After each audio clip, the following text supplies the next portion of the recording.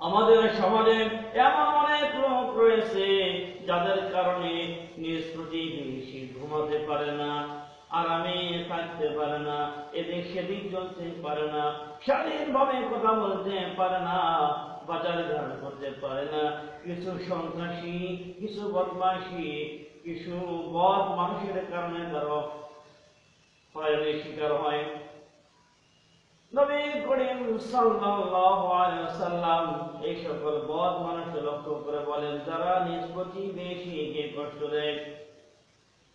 আবু হুরায়রা রাদিয়াল্লাহু তাআলা আনহু বলেন, রাসূল সাল্লাল্লাহু আলাইহি ওয়াসাল্লাম বলেছেন, আল্লাহি লা ইউমিনু, আল্লাহি লা ইউমিনু, আল্লাহি লা ইউমিনু।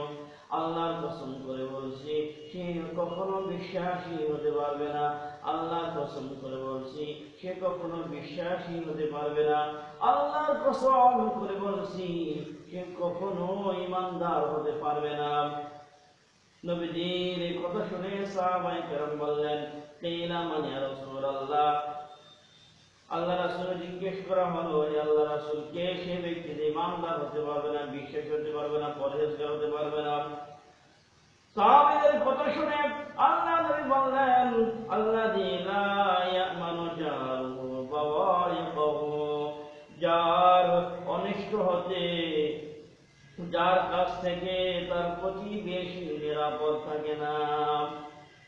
আপনি যত বড় ঈমানদার গিরি করেন না কেন, যতই সালাত করেন না কেন, সিয়াম রাখেন না কেন, হজ করেন না কেন, উমরা করেন না কেন, কুরআন মুখস্থ করেন না কেন, কিন্তু আপনার কারণে, আমার কারণে যদি আমার গ্রামের, আমার সমাজের, আমার প্রতিবেশীরা যদি কষ্ট পায়, নিরাপদ না থাকে, আমি কোনোদিন ঈমানদার হতে পারবো না।